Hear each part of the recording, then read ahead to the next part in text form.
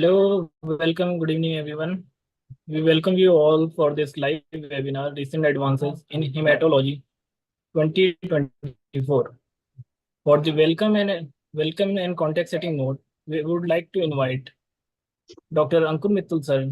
He is consultant hematologist and bone marrow transplant physician, Mohan Oswal Hospital, Ludhiana. Over to you, sir, for further proceedings. Good evening, everybody, and thanks for the sparing time. Today, I'll not take much time because we are again going to discuss the recent advances in hematology 2024. Uh, and I hope this discussion is going to be the fruitful to all my colleagues and friends. Not taking much time, so we want to schedule that meeting on time. So I'll invite our first speaker. Sir, there is Dr. Riaz Ahmad. Sir doesn't need any words to be introduced, but still, as a duty, I have to. So, sir is consultant hematologist at Max Super Specialty Hospital, Delhi, and sir will be talking about the role of loose Luspatercept in low risk MDS. Over to you, sir. This type of treatment, why not? This is the drug of choice for them. Definitely. The only problem arises is the diagnosis of MDS most of the time. Yes. It's you have to suspect very early. Yeah, yeah. Yes, sir. Um, Thanks, Ankur. Thanks, Thanks. sir. We are running short of time, sir. It's already 7:40. So thank you, sir. Thanks a lot. So not taking much time, we are going ahead to the next topic. So uh, for the next topic, the topic will be discussed by me only. So let me share the screen.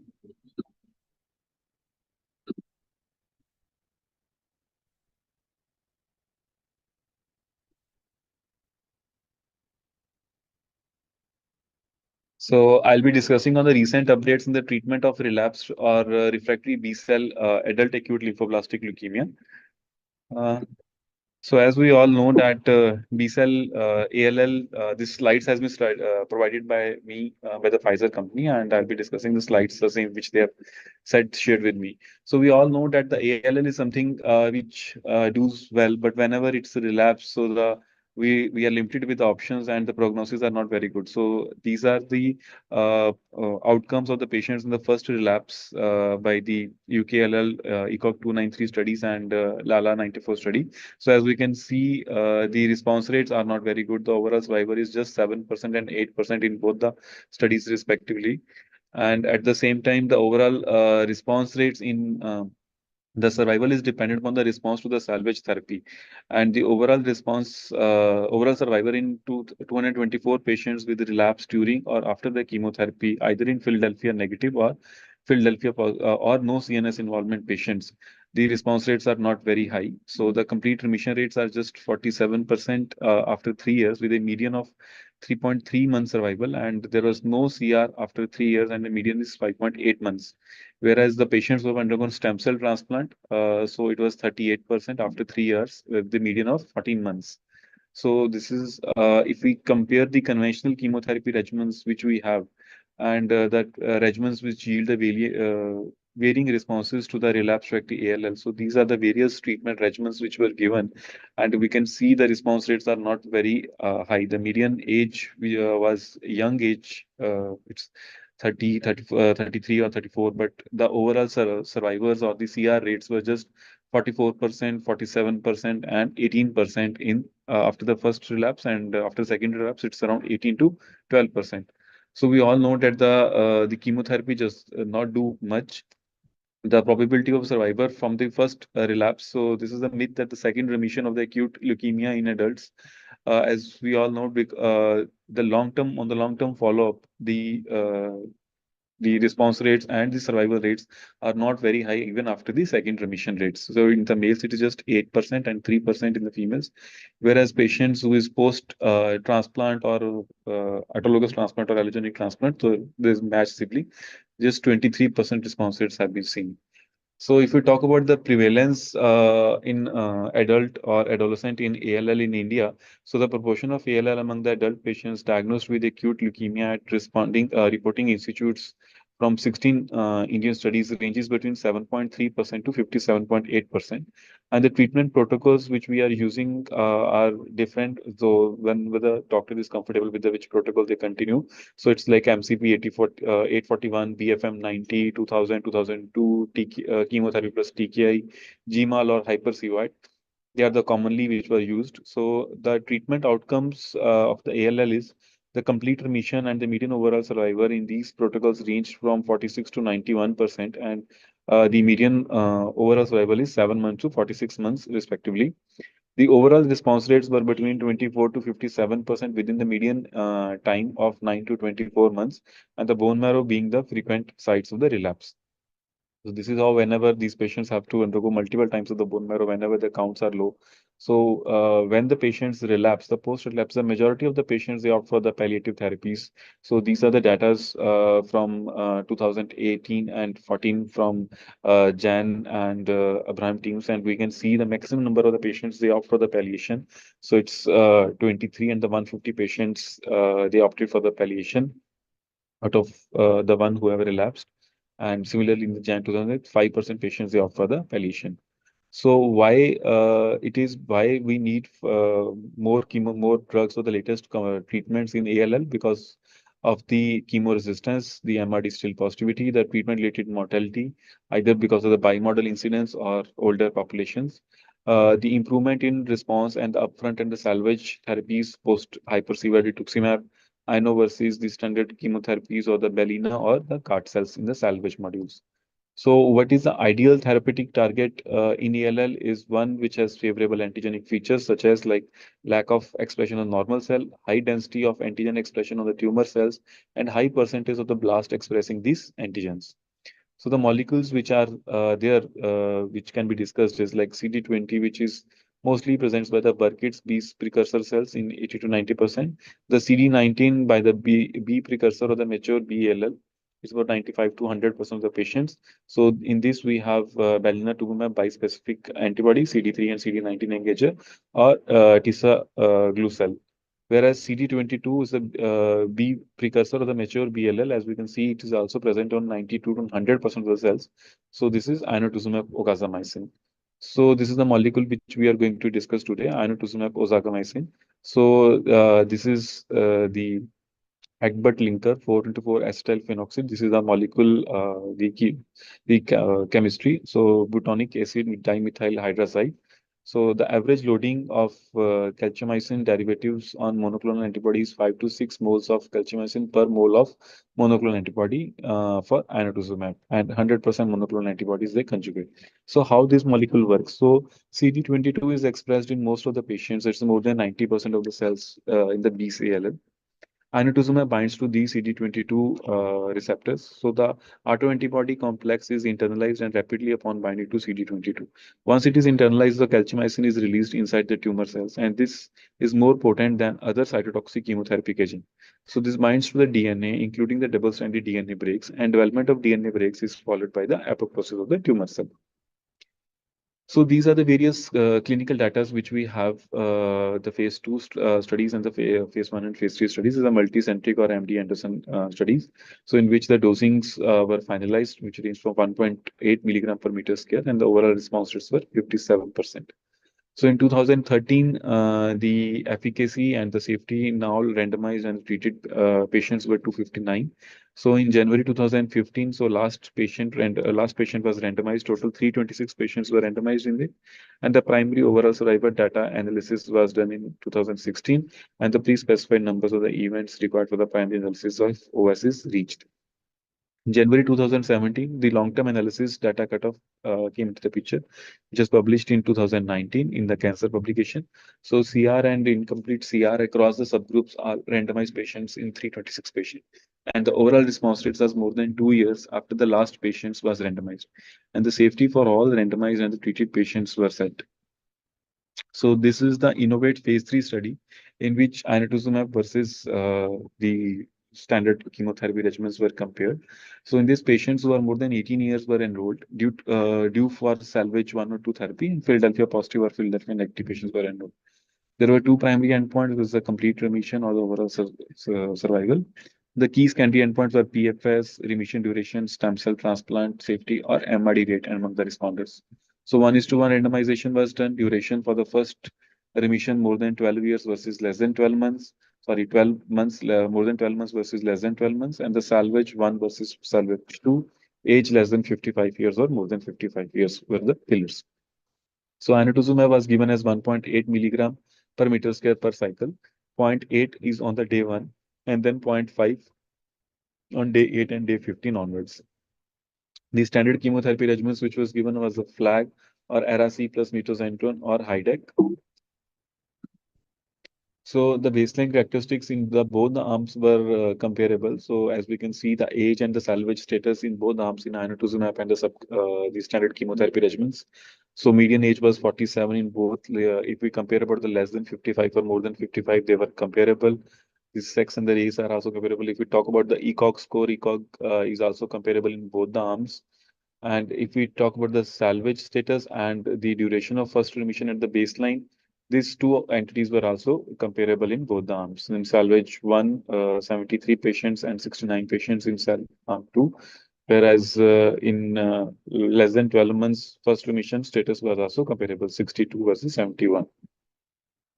And the baseline characteristics were in both, if we talk about the percentage of blast or the Philadelphia positive or the cytogenetics, so it was comparable in less than 50% blast were seen in INO 30 patients, whereas 29 in the chemotherapy, but if we talk about more than 50% is 77 versus 78. And Philadelphia positive patients were enrolled and which was comparable in both arms, 14 versus 18. All other characteristics also comparable in both the two arms.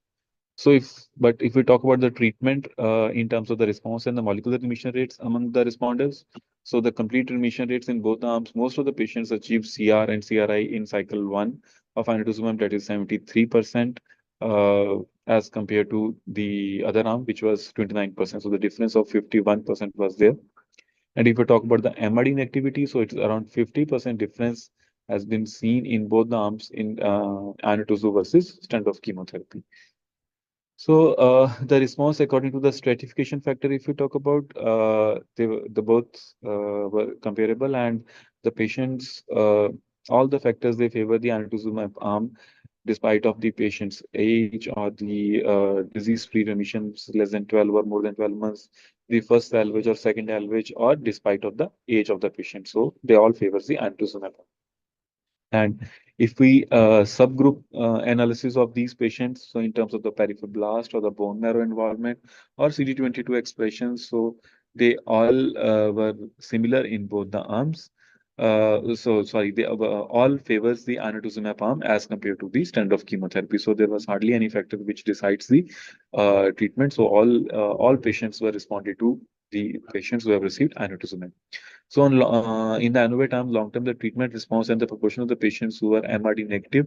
So the difference was 42% in the two arms, and the MRD status in the terms of responders. So the difference is 38% in the two arms, INO versus standard of chemotherapy. So the treatment response according to the cycle in both the treatment groups, most of the patients who achieve this complete remission, they generally achieve at the end of the cycle 1 or at the max at the cycle of 2. So no additional patients achieve CR or incomplete CR post cycle 3 arm. So most of the responses which has to be achieved, they were achieved either after the first cycle or the second cycle of inotuzumab arm. And the best MRD response was seen after the second cycle. So 73% of the patients in the ANO arm and 30% of the patients in the standard chemotherapy achieved CR or CRI. The 76% of the responders of the inotuzumab arm and 38% responders of chemotherapy arm achieved MRD negativity post second cycle major cases. So if we talk about the PFS, the progression-free survival in inotuzumab arm, so from these probability curves, we can see that the median PFS in INO arm is 5 months, whereas it is just 1.8 months in the chemotherapy arm. And the duration of remission, the median duration of remission was 4.6 months in the inotuzumab ogasamycin group, whereas it is 3.1 month in the standard therapy regimen group. So which was statistically significant.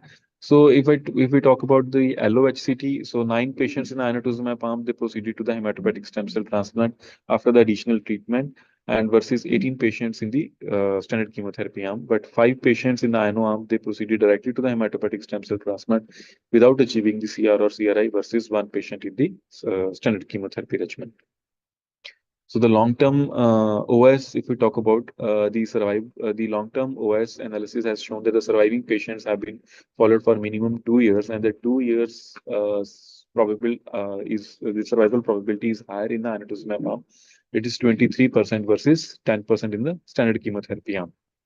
So so these all data support that this response rates and the PFS are better in the ANO arm.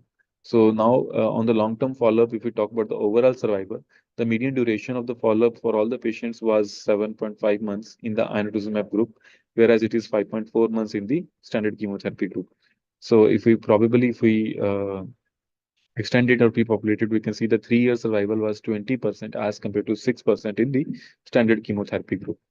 So, and on multivariate analysis, if we talk about the overall survival, in the inotuzumab arm, the best MRD status that is were achieved, which was hazardically significance, whereas the baseline platelets, hemoglobin, duration of first remission, they were maintained the follow-up after the hematopoietic stem cell, whereas in the subcutaneous arm, this has not been achieved. So, in terms of side effects, so the side effects were comparable in both the group in as the hematological parameters like thrombocytopenia or neutropenia or nausea or the febrile neutropenia episodes. But the pyrexia is something which is documented more with the patients of inotuzumab, uh, inotuzumab arm as compared to the one with the other arm, and the abdominal pain and the increased transaminases is also been documented seen more commonly in the inotuzumab arm as compared to the other.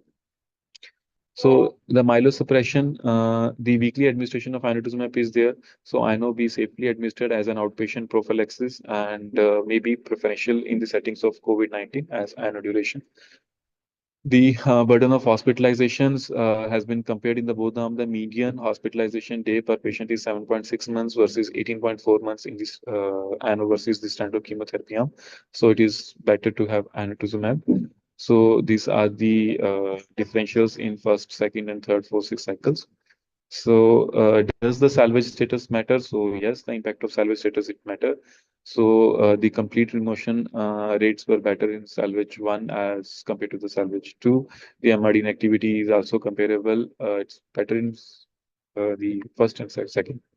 So, impact of salvage status, the PFS was in I know the after the first salvage it is 5.4 months, whereas it is 3.9 months in after the second salvage, and the overall survival rates were is more or less similar. It's 8.6 months as compared to the 7 months, and the duration of first remission is doesn't uh, matter much. So it matters because it varies as overall survivor. It repopulates. So if the CR is if the complete remission remains for less than 12 months, the disease is aggressive. So the survival probability is just 17% as 17 months as compared to the one which is more than 12 years. It is 37.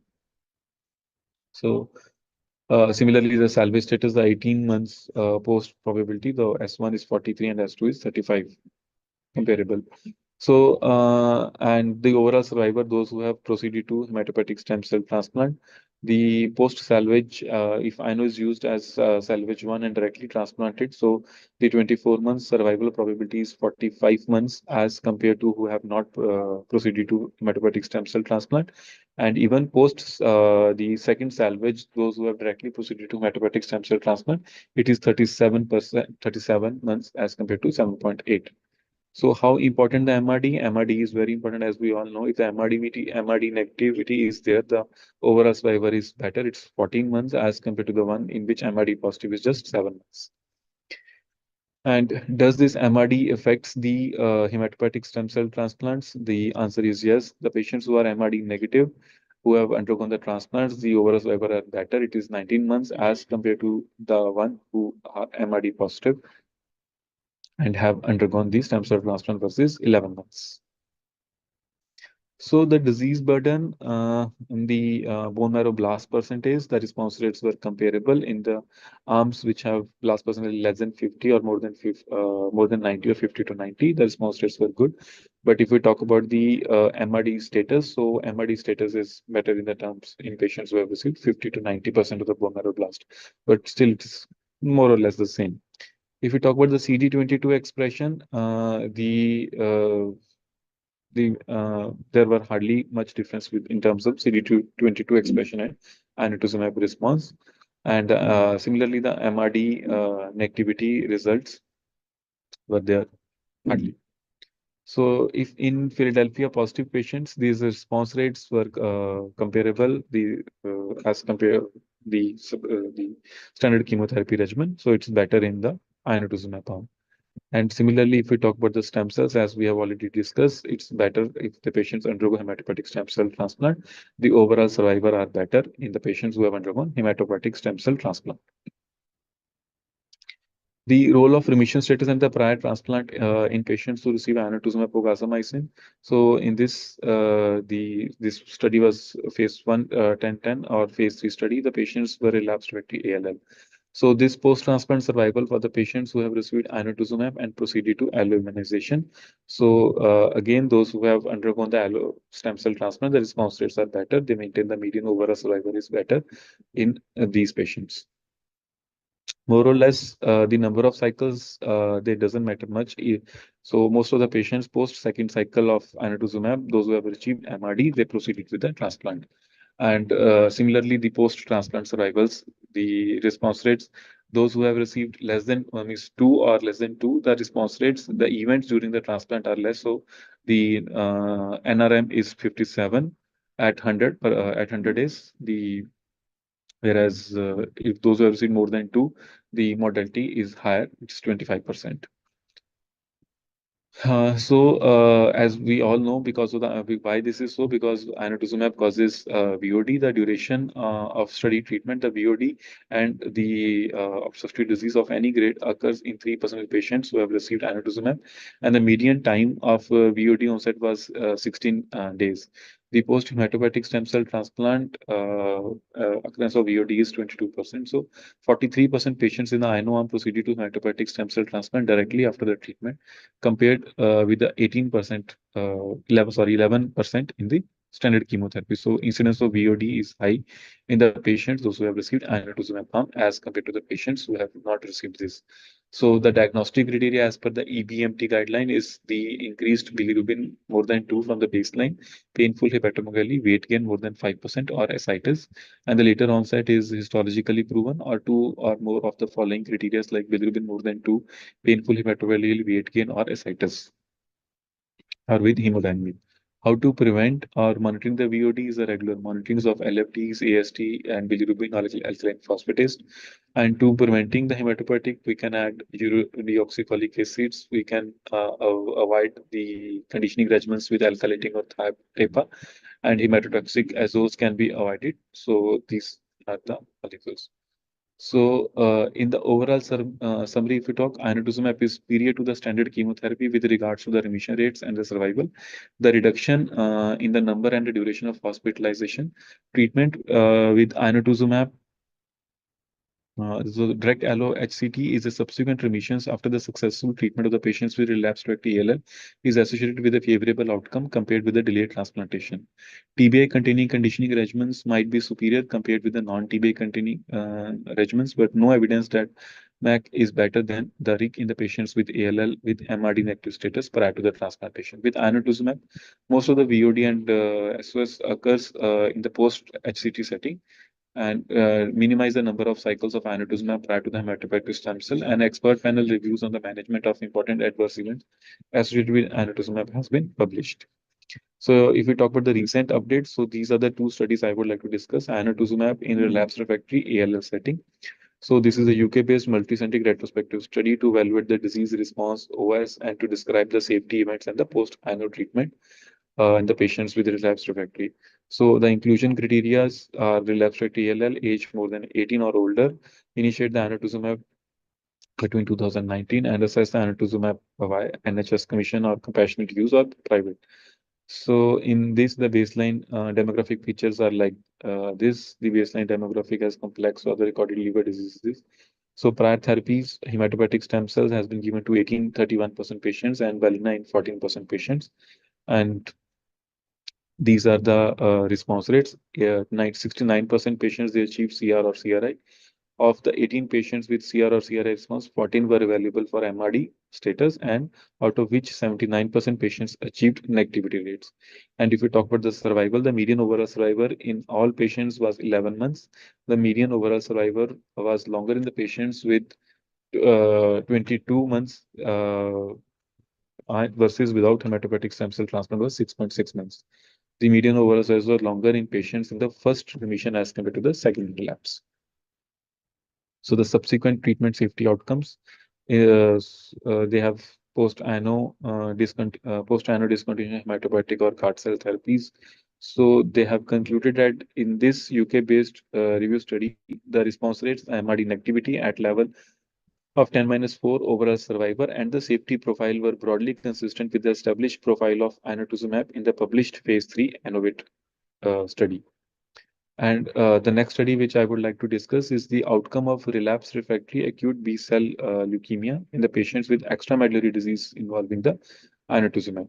So this again is a multicentric study. So the patients who have received inotuzumab between 2015 and 2021, the cytogenetics were as like normal and complex or additional chromosome. The patient has a median of 2 extramedullary manifestations and the 7 patients assessed the inotuzumab through the compassionate use, and the remaining 24 receives in label treatment after the EMA approval. So these were the baseline characteristics, and these was the extramedullary, these was the disease localizations on the various sites. And if we talk about the response rates, after the first cycle, the 41% patients they experience the CR, and the survival rates and response rates, the 41% of the patients received allo-SCT after the treatment with INO, and the safety VOD was not reported in any of the patients. So in conclusion, they have demonstrated that INO was an effective treatment in patients with relapsed refractory EM-ALL and the poor prognosis, including the successful bridge to the transplant. So these were the study outcomes and the safety updated. So they concluded that the treatment with INO is an effective, promising approach in the patients with relapsed refractory B-cell ALL with extramedullary involvement. LOSCT alone does not appear to be an effective consolidation approach for maintaining the disease control, and the results should be interpreted with the caution due to the small sample size. So this again is a low incidence of hepatic vein-occlusive disease in the patients with BLL treated with inotuzumab oxazomycin followed by allogenic stem cell transplant. So this was the evaluation of the data. So EMR evaluation of the patients with BLL in the University of Chicago, the stem cell transplant data who have received allo-SCT plus inotuzumab. So the inclusion criteria is those who are more than 18 years and those who have undergone transplant. So the characteristics of the patients are 17 patients were studied. The data was reviewed. And the transplant type is like the match unrelated was in 47%, match related was in 29%, haploidentical was in 24%, and the prophylaxis was given in all the patients, while antifungal prophylaxis was given in 88% patients. So the median follow-up was for 19 months, and the median of two like post 1 or 3 cycles of INO were received, and median of 1.9 months from the last dose of INO to LOSCT. For cycle 1, 77% of the patients received INO 0.8 mg and afterwards 0.5 mg. Of these, 11 patients have subsequent cycles, that is 5 with the same dosing and the 7 with INO 0.5 milligram. One patient received INO as 0.5 milligram on day 1, day 8, day 15 for cycle 2 and thereafter. If we talk about the response rates were good, the 2 patients achieved CR and 3 had CRI. 4 patients with persistent disease went to the remission with a different salvage therapy. And the survival rates was 21.2 months and no patient developed VOD after LOCD. So in this University of Chicago, the limiting INO cycle, that is 2 prior to the LOSCT, delaying the LOSCT for 2 months after the INO exposure and avoiding the dual alkylating agent conditioning may have contributed to the absence of VOD. Thank you.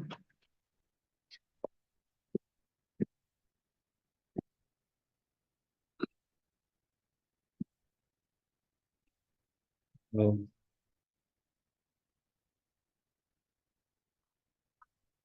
as we are running short of time, so I'll not take much time. So I'll invite our next speaker. So Dr. Pooja Prasad, ma'am is here. So ma'am is a consultant medical oncologist at Homi Baba Cancer Hospital and a Research Center, Mullapur. So she'll be discussing on moving forward in the frontline Hodgkin's lymphoma patients with brentuximab vedotin. Over to you, ma'am. Okay. Good evening, everyone. Thank you, Dr. Mittal and the organizers for giving me this opportunity. Am I audible? Yes, ma'am. You are. Okay, I'm just trying to share my screen.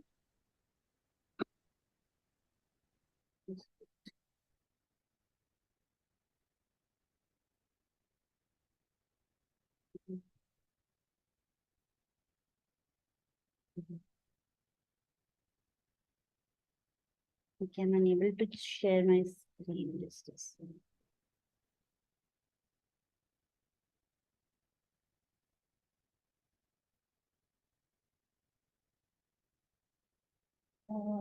I'm unable to share my screen.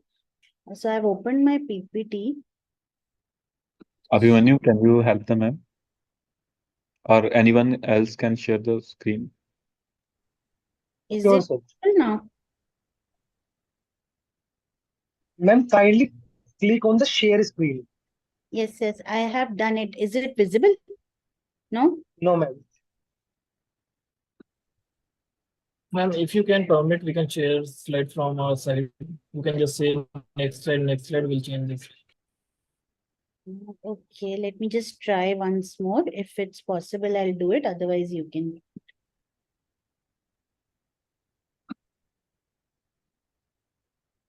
Okay, I don't know. It's asking for some system preferences.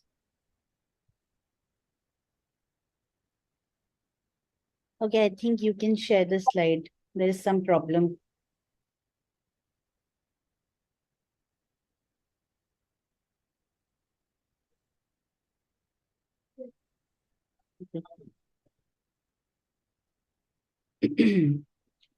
Okay, sorry for the technical glitches. Good evening, everyone. Thank you to Dr. Mittal and the organizers. So I'll be talking about brentuximab and in the frontline therapy for advanced Hodgkin lymphoma. Can you please do next slide? So these slides are given by Takeda. So therapy for advanced stage classical Hodgkin lymphoma has evolved over time from early 1950s to the present state. So our rationale throughout this time has been evolving. The goals of therapy have been changing. In early 1960s, single agent chemotherapy was introduced with the rationale of sparing patients from long-term toxicities of radiotherapy, which was the initial mainstay of therapy. Then came the era of multi-agent chemotherapy regimens like MOP, COP, and also ABVD, alternating MOP with ABVD, which was introduced with the rationale of improving efficacy by combining multiple agents. But with multiple agents came more incidents of toxicity. So from 1990s to 2010, the main rationale for evolving therapy has been to balance between improving outcomes and decreasing the toxicities. So standard of care for a long time has now been the use of ABVD as combined modality treatment. Then came the era of PET response adaptive therapy with the rationale of optimizing response but not overdoing it. So studies like Rathel and SWOG studies were done, with which came the use of ABVD and then treatment escalation or de-escalation with BACOP or AVD according to interim PET responses. And now since the past 2 or 3 years, our main aim has been targeted as well as PET response adaptive therapy with the rationale of decreasing toxicities, long-term toxicities, while maintaining efficacy. Next slide, please.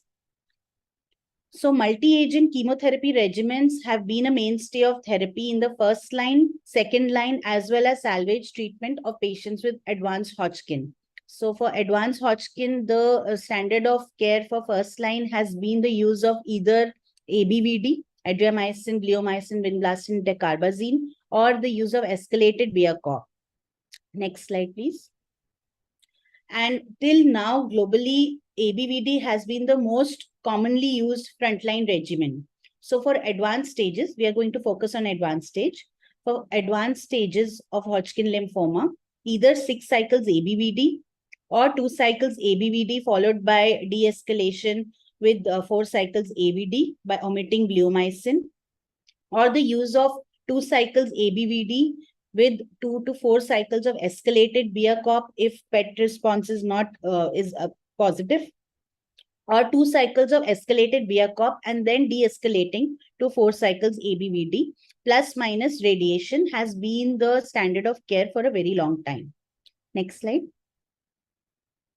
So the main rationale of doing a PET response adapted therapy was to mitigate the toxicity profile of bleomycin. So bleomycin containing chemotherapy regimens have caused pulmonary toxicity, which is unpredictable and also sometimes irreversible when it becomes fibrosis. If there is just pneumonitis, that can resolve over time, but only if it's detected early. But fibrosis leads to irreversible damage. And approximately 1 in 10 patients with Hodgkin lymphoma who are treated with a bleomycin-containing regimen will develop bleomycin-induced pulmonary toxicity, with elderly patients being at a greater risk. Next slide. So came the advent of brentuximab vedotin, which is an antibody drug conjugate using CD30. And the study Echelon was Echelon 1, which was first published in 2017, was a comparison of a randomized comparison, head-to-head comparison of the use of brentuximab with standard of care ABVD. Next slide. So the Echelon 1 trial was a phase 3 multi-center study which compared the safety and efficacy profile of brentuximab vedotin with combination of AVD versus the standard of care ABVD as frontline treatment in patients with advanced stage Hodgkin lymphoma. So they included 1,334 patients of advanced Hodgkin, and there was a 1:1 randomization done in the 2 cohorts. And all patients received 6 cycles in their corresponding cohort with interim scan done at end of cycle 2. The dosing regimen of ABVD was the standard dosing that we use. Doxorubicin 25 milligram per meter square, bleomycin at 10 units per meter square, vinblastine at 6 milligram per meter square, dacarbazine at 375 milligram per meter square, given at day 1 and day 15 of each 28-day cycle. For the dose of brentuximab that was used was 1.2 milligram per kg, and the other doses were similar. It was also given day 1, day 15 of each 28-day cycle. At end of cycle 2, in PET patients who had a DS5, they would cross over to alternate therapy. So after 6 cycles, end of scan was done, and the primary endpoint was a modified progression-free survival. Next slide. So Echelon, as I was telling, was a very large multi-center randomized and a very truly global study, which was used to examine the efficacy of this novel regimen against the standard of care. So they recruited 1,334 patients from across 218 sites in 21 countries. And there were 664 patients in the brentuximab cohort and 670 in the ABVD cohort. Next slide. So the primary endpoint for this study has been modified PFS, which is basically the time to disease progression, time to death from any cause, or time to use of subsequent line of therapy due to evidence of a not achievement of complete remission. So this endpoint was developed by the investigators of the trial and the sponsor company. Next slide. So this is the tabulated form showing the disease characteristic and demographic profile between the two cohorts. So there were 664 patients in the brentuximab cohort and 670 in the ABVD cohort. There were equal number of males. Median age was 35 years, around 35 years in both the groups. Stage 3 was in 36 and patients in both the cohorts, and stage 4 in 64 patients. So ECOG PS, as can be seen, was a majority was in ECOG PS 0 and 1. In these symptoms were seen in around 60% of both the cohorts. Bone marrow involvement was also comparable with the seen in a quarter of the patients, and extranodal involvement was also comparable. So there were all the disease characteristics were comparable between both the cohorts. Next slide. So for the primary endpoint, which was a modified progression-free survival, at a follow-up of 2 years, the progression-free survival in this cohort of brentuximab cohort was 82%, and in the ABVD group, it was 77%. So when we look at the individual number of events, so disease progression was seen in 90 cases of the 117 patients available for this cohort for analysis, and 102 in the ABVD cohort. Death was noted in 18 patients in the brentuximab cohort and 22 in the ABVD cohort. And use of subsequent anti-cancer therapy, meaning the risk of relapse, was seen in 9 cases in the brentuximab cohort and 22 in the ABVD cohort. So there was a 23% reduction in this modified PFS with the brentuximab cohort versus the ABVD group. It showed a statistically significant different profile in favor of the brentuximab cohort. Next slide. So the 6-year follow-up data of this same study was published in 2022 in NEJM. Next slide. So when we are looking at the PFS, so 2-year follow-up, we had a PFS of 84% in the brentuximab group and 78% in the ABVD group. And every year at the subsequent follow-up at 3-year, 4-year, 5-year, 6-year cutoff, the PFS has remained same. And next slide. So basically this has shown that there has been a continued significant PFS benefit in the brentuximab cohort. So when we look at 6-year PFS rates in the brentuximab group, it was 82%, and ABVD group, it was found to be 74% at a median follow-up of 73 months.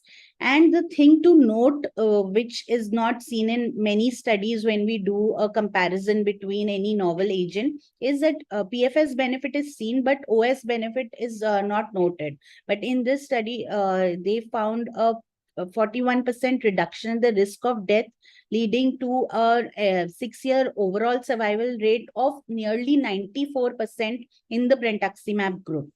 Next slide. And when the forest on the forest plot across various subgroups, the OS benefit was found to be generally consistent, though the subgroup analysis is not done very strongly. And the OS benefit with the brentuximab cohort was preserved in the multivariate analysis. There were some variables like age and ECOG performance status and PET2 status, which have been identified as the variables with the greatest evidence of association with overall survival. Next slide. So when we look at the interim PET responses, So this is the graph showing PET2 responses, PET2 negative and PET2 positive among the two groups. So in the brentuximab AVD group, PET2 negative, the median the progression-free survival was around 85%, and in the PET2 positive, also the PFS was 60%. In comparison to the ABVD group, the treatment effect was consistently seen in favor of the brentuximab group with a statistically significant difference. Next slide. In the PFS after death and the risk of progression, the need for subsequent anti-cancer therapies was found to be reduced in the BV group. So at 2-year analysis, nearly 33% lesser patients required the use of subsequent line of chemotherapy or subsequent high-dose chemotherapy with transplantation in the patients who received brentuximab. So we can see these are the graphs which are comparing BVAVD with ABVD, and the number of patients who required subsequent line, which could be either radiation or chemotherapy or high-dose chemotherapy followed by transplant.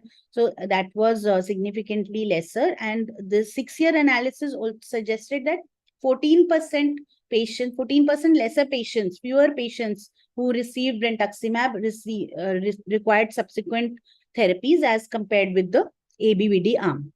Next slide. When we look at the second malignancies, the risk of second malignancies. So in the brentuximab cohort, there were 23 patients who developed second malignancies, of which majority were solid tumors. When we look at the ABVD cohort, there were 32 patients who developed second malignancies, which were equivalent of both the hematological as well as solid tumors. So at 6-year follow-up, there were fewer second malignancies in the BV arm.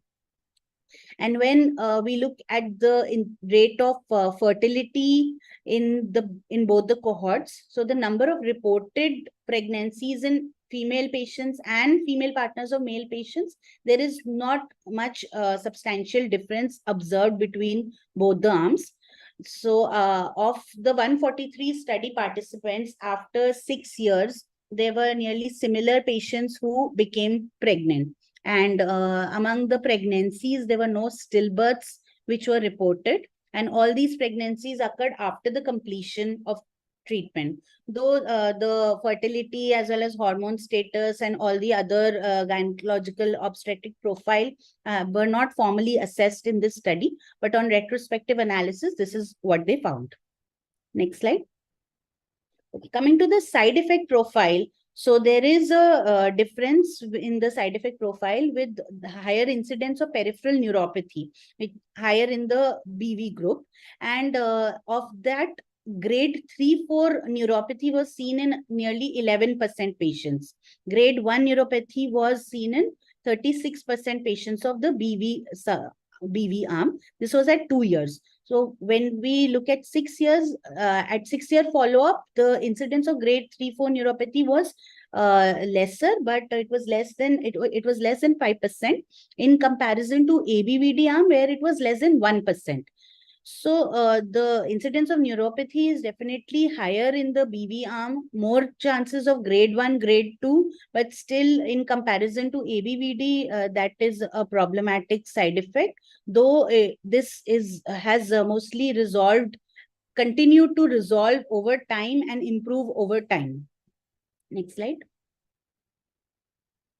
Okay, so with the use of brentuximab, neutropenia was found to be a significant side effect. So a primary GCSF prophylaxis is being recommended for all patients who are receiving brentuximab AVD regimen. So when we look at neutropenia in patient, this is a table showing the incidence of any grade of neutropenia, grade 3 or more of neutropenia, incidence of febrile neutropenia. And the two arms that they have compared is patients who received a primary GCSF prophylaxis. This is the maroon group, and the patients who did not receive GCSF prophylaxis.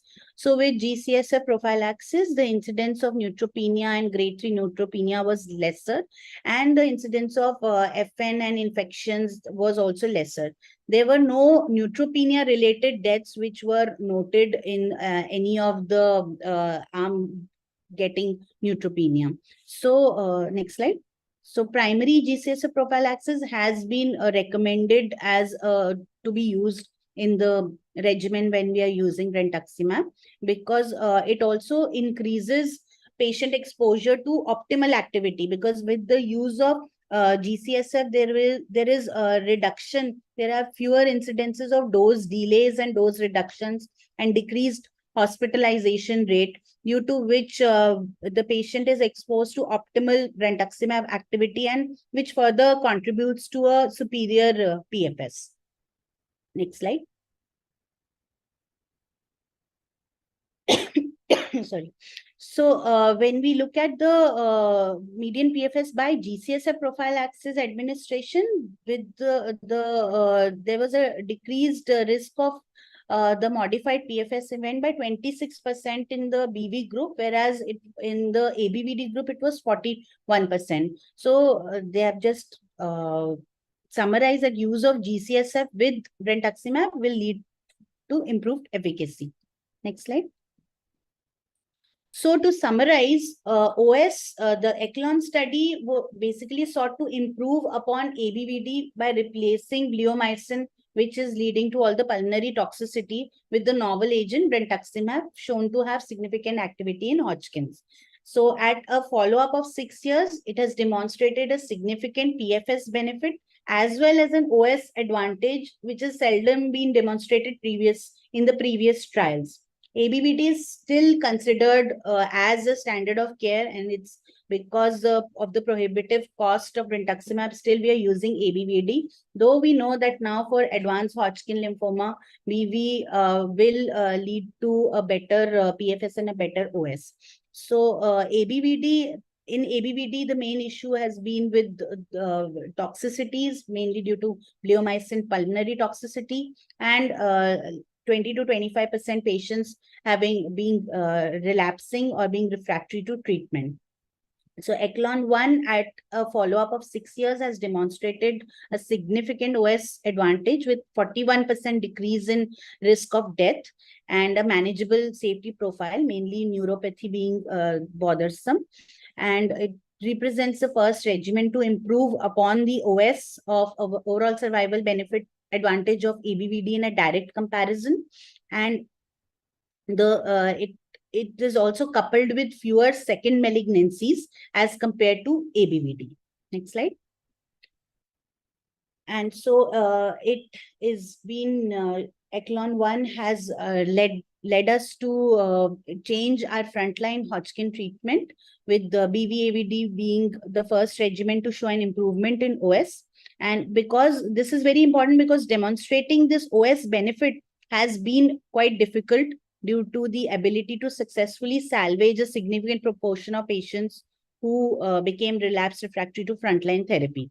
So, and in the comparison between the PET interim PET results, it is found that OS benefit can be achieved even without requiring PET adaptation. So there is a potential for improvement with incorporation of novel agents into the frontline setting.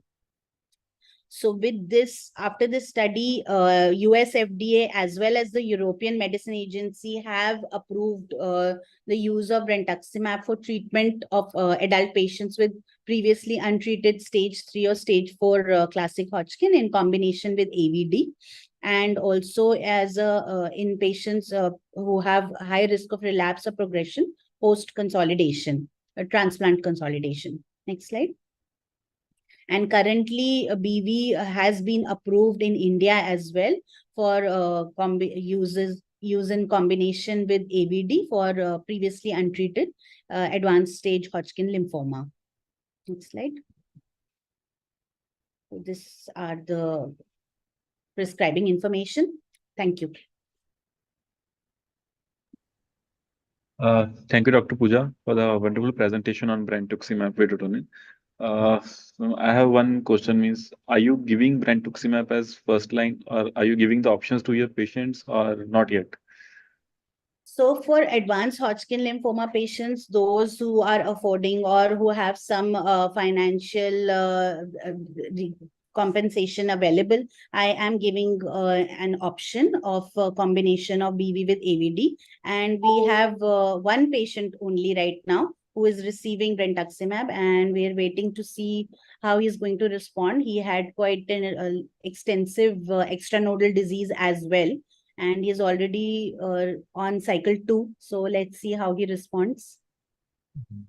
And There has been a lot of clinical improvement in him, so I'm quite hopeful. And then secondly, in relapse cases of Hodgkin's lymphoma, where we plan for the bone marrow transplant autologous, are you giving brentuximab as monotherapy or with brentuximab and bendamustine or any other? Means those who are affording. So till now, I've not been able to give brentuximab in relapse setting as of now. I have counseled few patients of elderly patients who are relapsed elderly patients who are unfit for any further intensive therapy for brentuximab in combination with bendamustine, but I have not really used it. Have you used brentuximab? Yes, we have used brentuximab. Means I have used in 2 of the relapse cases. In the first case, we used brentuximab monotherapy. Post 2 cycles, the patient was on, I think, 4th line of treatment. ABVD, then DHAB, then ICE, or I think GDP, then we planned for brentuximab. So with the 2 cycles of brentuximab monotherapy, she didn't land with the CR. So we added bendamustine with it. So the patient does well. During my training at Tata, Kolkata, we generally give it brentuximab and bendamustine. The second patient was again a young champ, is a post ABVD.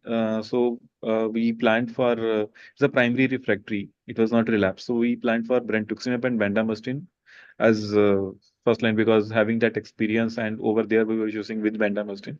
So post 2 cycles, the patient was in remission and both have undergone transplant. The first one is undergoing transplant, and the young champ has already been undergone autologous transplant. So that was means we have used both together. Means having monotherapy as brentuximab, I didn't. The numbers are too small to say. I just want to see what's your experience or like that. Thank you. Thank you. So not taking much time, so we are going ahead with the second talk. So the second talk will be given by Dr. Aditya Jandal. He's consultant medical oncologist, again from the Homi Bhabha Cancer Hospital and Research Center, Mullapur. So we'll talk on the unmet needs in the later line of CML and asciminib as the new solution. Over to you, sir.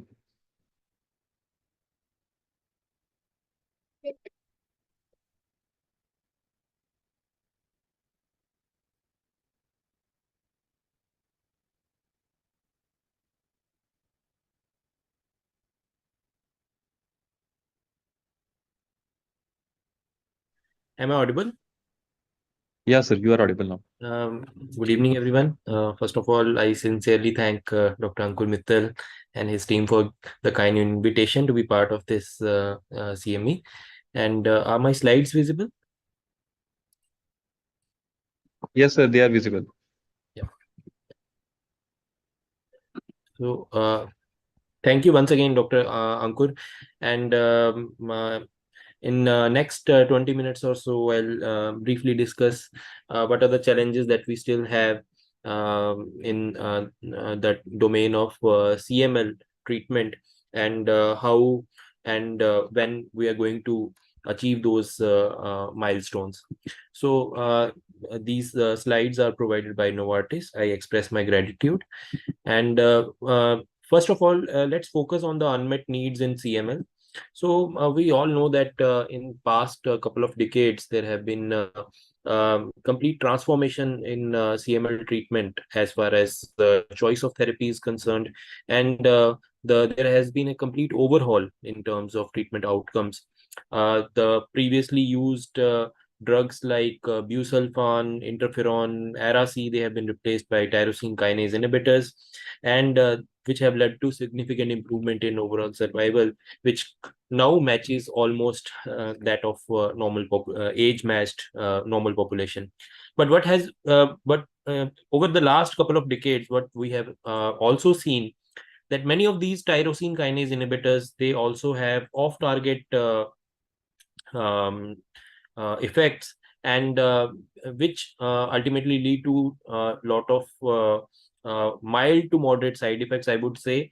And as a result of these side effects, we often see that the quality of life of CML patients is often inferior, and many a times they have fatigue, bony pains, cramps, some of the other minor issues that continuously afflicts their quality of life, and that ultimately leads to treatment discontinuation. Sometimes patients themselves resort to irregular compliance, and sometimes we have to resort to suboptimal dosing. We have to reduce the dose, give treatment holidays in between, and ultimately a significant proportion of patients require treatment switching. The other aspect of or the other challenge as far as TKI therapy is concerned is the resistance. So in a subset of patients, we see that the patients who have uh, been treated with tyrosine kinase inhibitors, about 10% of the patients fail to achieve the early milestones. So in this graph on the right side, you can see the orange line and these dots. These represent the patients who represent the primary resistance. They do not meet the 3 months, 6 months, and 12 months ELN criteria for the optimal response. And the ideal response, what we see is in the form of, I would say, just a moment.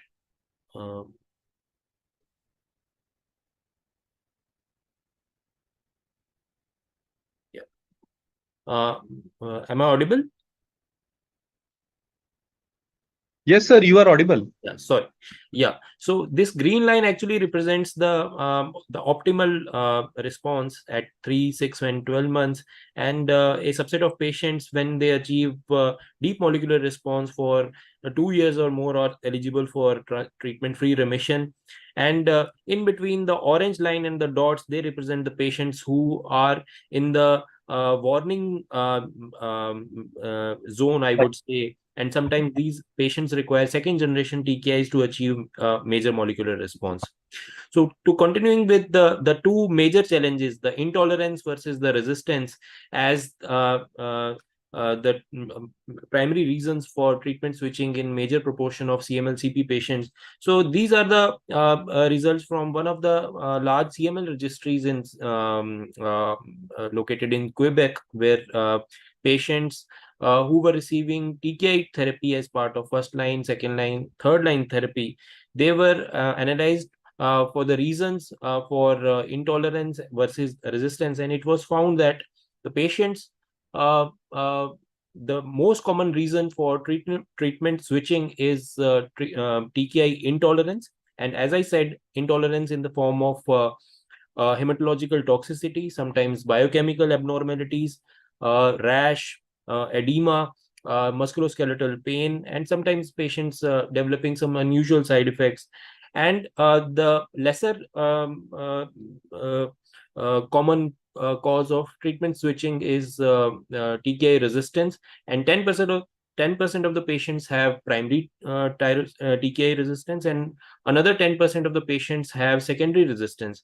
So by definition, resistance means the failure to achieve the treatment milestones, and secondary resistance means that the patient has achieved milestones at some point, and subsequently, because of the emergence of that resistant clone, there is loss of MMR, and the patient doesn't respond to treatment. So there is data to suggest that the patients who require or who achieve and maintain milestones with first line or second line of treatment, they do well. The moment the patient requires third line or more lines of treatment, it has been shown that the overall survival is something that is compromised in such patients, and this is where the unmet need for CML treatment lies in the current era. So to summarize that, the three unmet needs that we currently have, the first is the high failure rate in the later lines of therapy. And this is primarily because of the mutations which prevent the use of specific TKIs. And the failure rates as high as 75% may be seen in third line TKI setting. The second thing is because tyrosine kinase inhibitors, which are currently available for use in CML treatment, they lack specificity, and as a result of that, as a result of lack of specificity, many of these tyrosine kinase inhibitors lead to a lot of side effects, and which make about 1/3 of the patients developing intolerance to these therapeutic agents. And the third thing is that the tyrosine kinase inhibitor cycling provides limited benefits beyond a certain point. I'm sure that we all know that once the patient becomes refractory or intolerant to first line, second line, and third line TKI therapy, the chances of achieving or maintaining the response beyond that is quite inferior. So what has happened in recent years, that one of the molecules, the asciminib, is something that has provided a lot of excitement as far as the treatment of heavily pretreated CML patients is concerned. And it works by a unique mechanism which is called STAMP, which is specifically targeting ABL myristoyl pocket. So I'll come to that. What happens is that in the normal conditions where the ABL this protein is inactive, so it has the kinase domain, the part. So the two important sites which are responsible for the mechanism of action of ABL are ATP binding site and the myristoyl pocket. So the myristoyl pocket in inactive ABL1 is normally occupied by the N-terminus of the ABL protein. But when in the setting of CML, BCR-ABL is formed, this N-terminus gets displaced and it is replaced by the BCR. And this myristoyl pocket remains unoccupied, and it leads to constitutive action of BCR-ABL, which ultimately results in uncontrolled proliferation of cells in the marrow, and subsequently leads to leukocytosis. And we can see that in the setting of CML, this asciminib is a molecule that specifically binds to this myristoyl pocket, which is lying vacant in the setting when we have BCR-ABL protein being formed. And it is contrary to what we see with other approved tyrosine kinase inhibitors, which bind in a ATP competitive fashion to the ATP binding site in the kinase domain. So the site of action of asciminib is quite different from the other tyrosine kinase inhibitors. So this makes it asciminib a specific molecule, that a unique molecule that I would say doesn't depend upon the tyrosine kinase domain structure.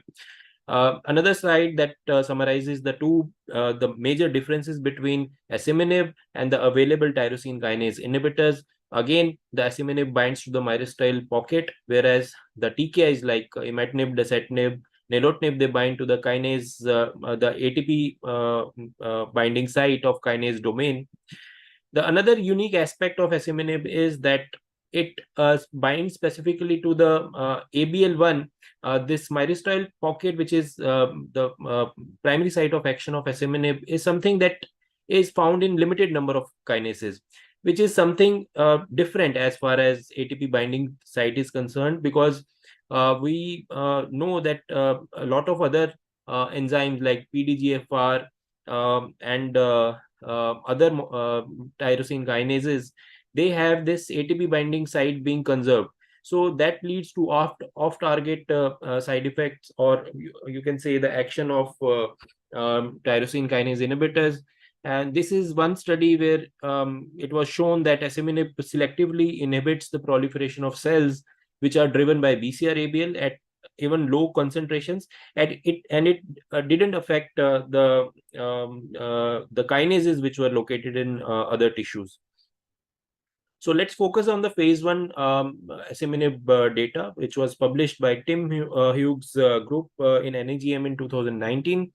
So this study was a phase 1 open label design, which included CML patients and treated with asciminib doses varying from 10 to 200 milligram BID. And it also included the CMLT 315I patients. And the main goal of this trial was to find the maximum tolerated dose of asciminib, and the secondary objectives were to assess the safety, pharmacokinetics, and efficacy. So what this phase 1 trial, which was published in NEJM, it showed that the patients who were lacking T315I mutation, the asciminib was able to achieve complete cytogenetic response in about 50% of the patients, and it was able to maintain the response in about 87% patients. Whereas if we focus on patients with the just a moment. So if we focus on MMR rate in patients who have CMLCP previously treated with 2 or more TKIs, so this MMR rate by 12 months was about 45% in patients with more than 2 lines of treatment received prior, whereas the 6 months MMR rate was about 32%. So again, if we look at the efficacy of asciminib in patients with the T315I, again the complete cytogenetic response rate was about 67%, and the patient number of patients who were able to achieve so the number of patients who were able to achieve the MMR by 12 months, the proportion of patients was about 11%. So if we compare the patients who were previously treated with the ponatinib, so it was clear that by the 24 weeks, the proportion of patients about I would say 30% of the patients who were previously treated with ponatinib still were able to achieve good response with asciminib. Contrarily, the patients who were ponatinib naive, they the proportion of patients was higher, and there were patients who continued to have deepening of the response beyond 24 weeks as well. Let's focus on the phase 3 assembled study, which actually provided, which was pivotal in providing the approval for asciminib in patients with CMLCP who were treated with 2 or more lines of 2 or more TKIs prior. So the results of phase 3 assembled study have been published, have been presented in multiple meetings in 2022 ASCO annual meeting, EHA 2022 meeting, and I think in the coming times we'll have longer follow-up of the patients which were included in this trial, and that may be useful. So let's focus on the study design. So this was a phase 3 randomized trial where asciminib was compared with bosutinib in a 2:1 randomized fashion, and the key inclusion criteria were CMLCP patients treated with 2 or more lines of TKI. It also included patients who had failure or intolerance of most recent TKI. The important thing to note here is that it didn't include patients with T315I or V299L mutations.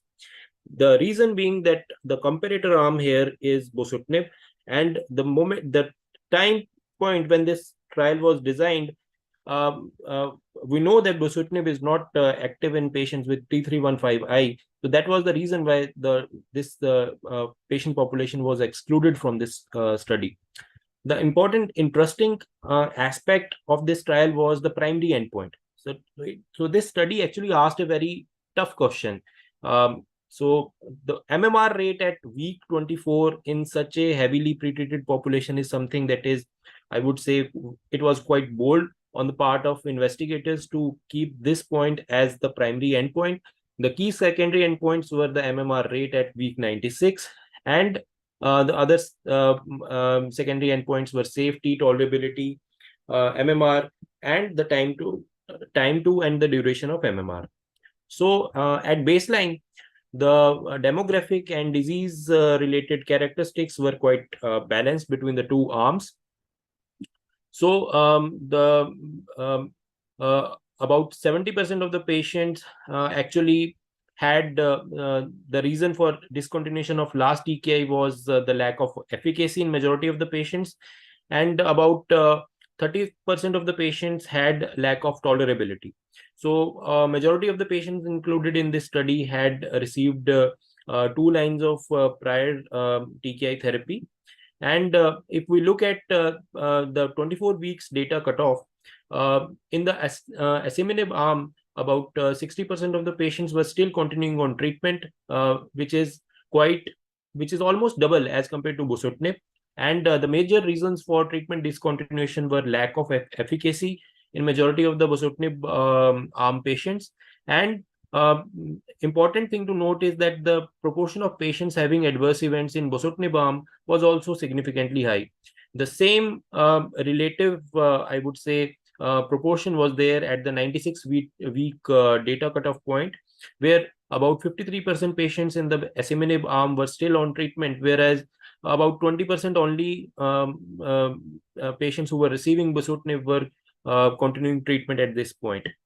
So let's focus on the MMR rates, which is the primary endpoint. So this phase 3 study actually met its primary endpoint, which is the superiority of asciminib over bosutinib in terms of MMR rate at 24 weeks. So this the MMR rate was 25% with asciminib versus 13% only with the bosutinib. And the difference is astounding. So it is like more than 2 times, I would say almost twice with the asciminib. At 48 weeks, the MMR rates continued to improve in the asciminib arm, and the number was numerically almost double.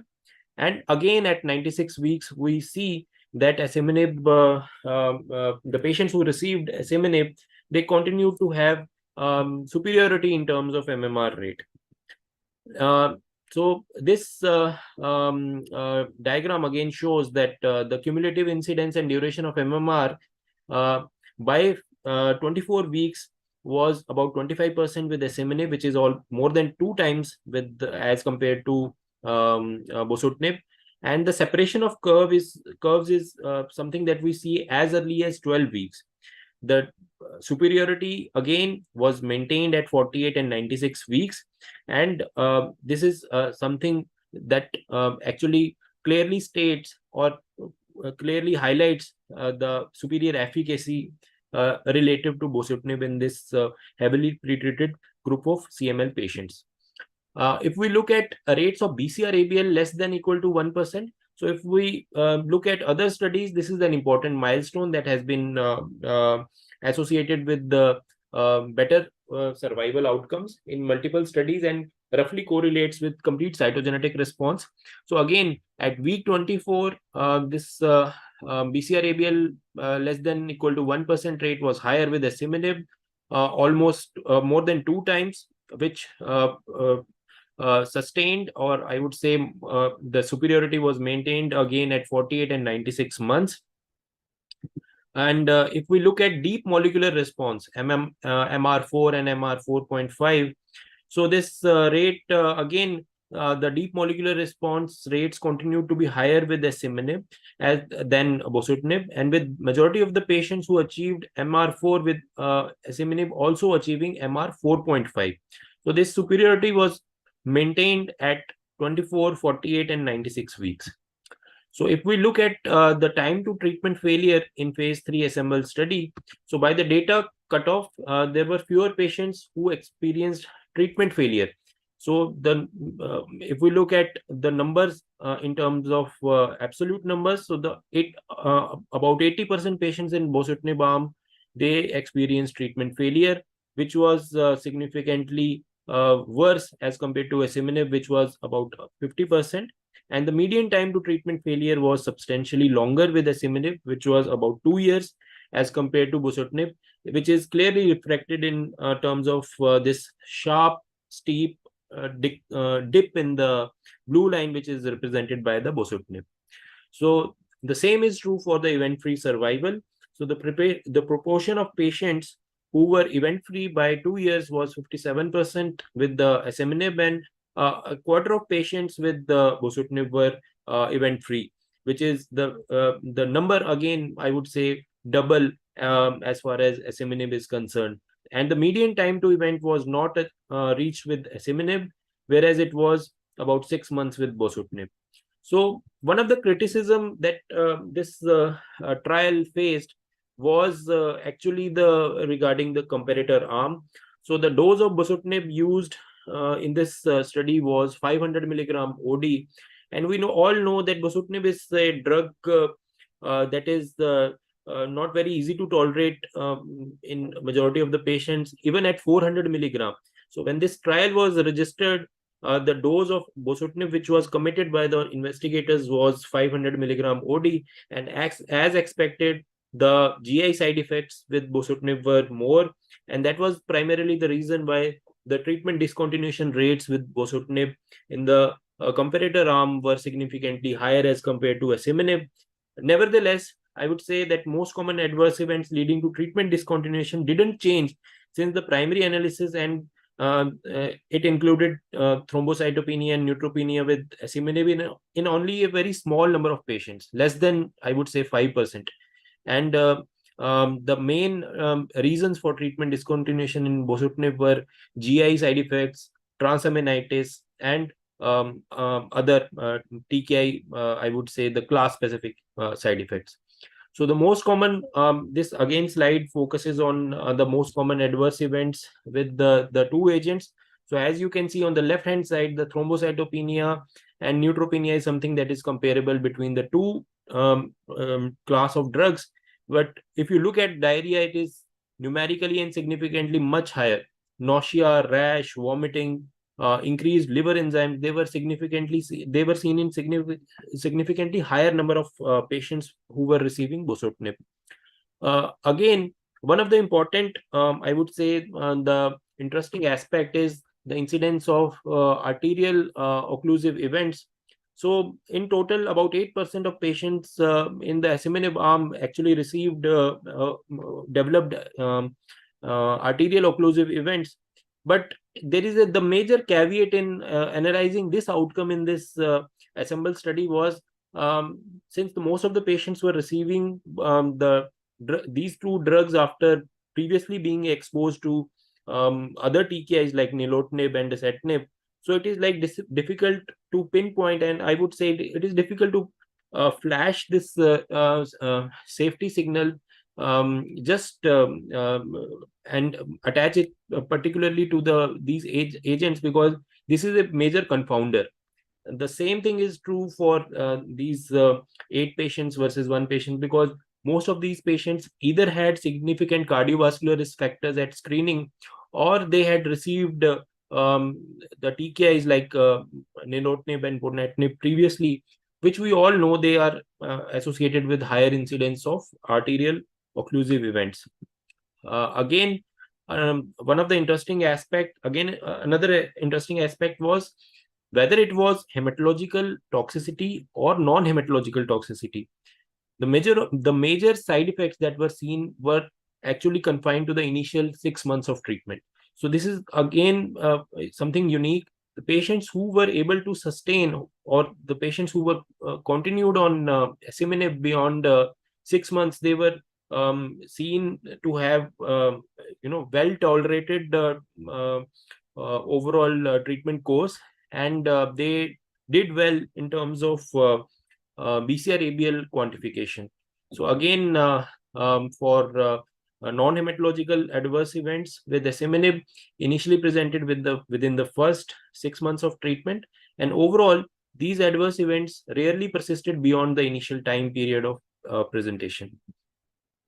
So this slide actually summarizes the main efficacy and safety points as far as the asciminib is concerned, asciminib versus bosutinib is concerned. So at the data cutoff point, majority of the patients who were put on asciminib, they continued the same 53% versus less than 20%. I would say 80% of the patients in the bosutinib arm actually left treatment because of either lack of efficacy or because of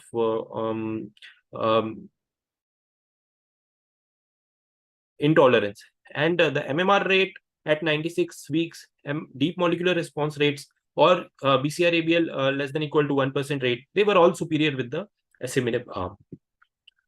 Another interesting aspect was the shift, or I would say the change in the side effect or the clinical profile of the patients when they were treated with asciminib versus bosutinib. So you can clearly see there that there was clinically meaningful improvement in fatigue, mood, and the feeling upset were most prominent.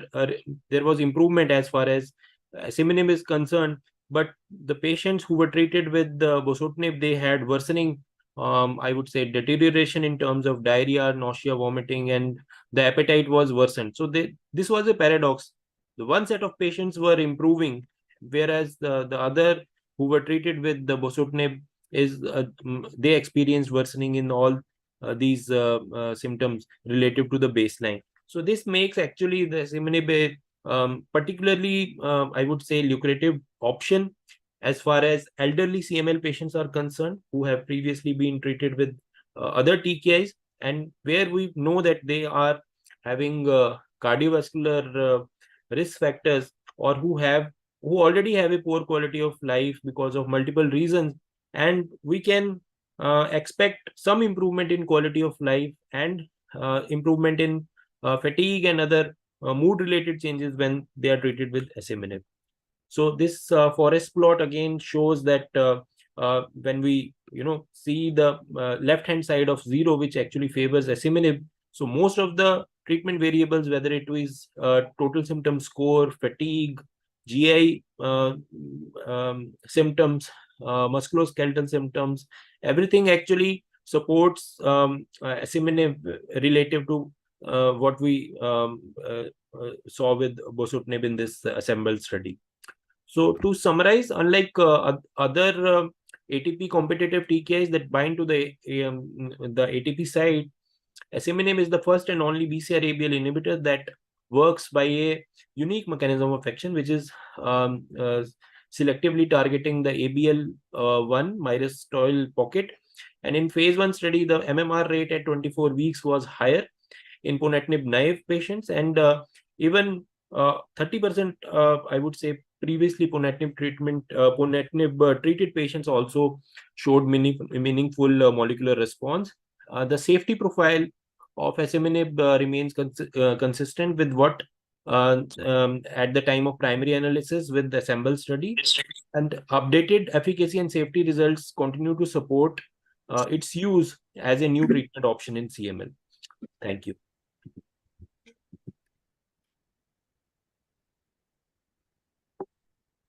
Thank you, Dr. Aditya, for the nice presentation and descriptive explanations regarding the scientific use in CML. I have no idea, means we have not used yet because it's just available in India. So, but recently we have asked one patient to start with the same. This is a T315 mutation. So very strangely, what I came to know that in T315 mutation, the dose is 200 mg. Yes. As compared to the one who are negative is 40 mg. 40 mg BD, yes. So this It's is something that was actually studied in the context of phase 1 trial only. Actually, they in that phase 1 study only they tried to answer this question. So I had the experience of um, following a couple of patients on a shared basis, I would say, with my friend and colleague who is practicing in IGMC Shimla. So two patients who have received asciminib on compassionate grounds, they have done, I would say, well, and something the whenever we treat patients with ponatinib, we had some patients who were able to get ponatinib on compassionate grounds again at PGI Chandigarh. So there we always had that, you know, um, I would say, concern at the back of our mind that the moment the patient achieves MMR or good molecular response, we are always eager to decrease the dose because we are always afraid about the vascular occlusive events. I think that point is something that makes this molecule special. But ultimately, in Indian scenario, I would say the cost is going to be a major concern, and concern. that this we have 2-3 patients who are actually eagerly waiting for this molecule, and they are like empaneled patients. So I hope that this once this molecule is launched, we would be able to use them in such patients. I think Dr. Aditya means the Novartis guys, they have just updated me that there's one of patient of mine also is from the insured person only. So they have asked me to provide the prescription, and might be the drug will be available soon, Okay, maybe in a month. So okay, they said that's the great. drug is available, yeah, and so you just prescribe the prescription. Okay, that's great. Let's see how that this drugs Yeah, goes. yeah. Yeah. So thank you, sir. Thanks a Thank, lot. thanks a lot, Dr. Ankur. And thank you everybody for sparing this time for the today's discussion. And today we have discussed on inotuzumab, the recent advances in ALL. Then we have discussed luspatercept in low risk MDS. Then followed by Dr. Ashwin was not available today for the talk. So we directly goes to Dr. Pooja's talk. She has discussed regarding the use of brentuximab in Hodgkin's lymphoma. And still ABVD is the gold standard, but in advanced cases, yes, we can use this molecule. And at the end, we have discussed asciminib in CML. So I'm not taking much of your time between your dinner. We'll meet tomorrow again for the further discussions on few topics on the bone marrow transplant and on recent updates on myeloma. So good evening, everybody, and take care. Bye. Thank you. Bye. Good night. Bye.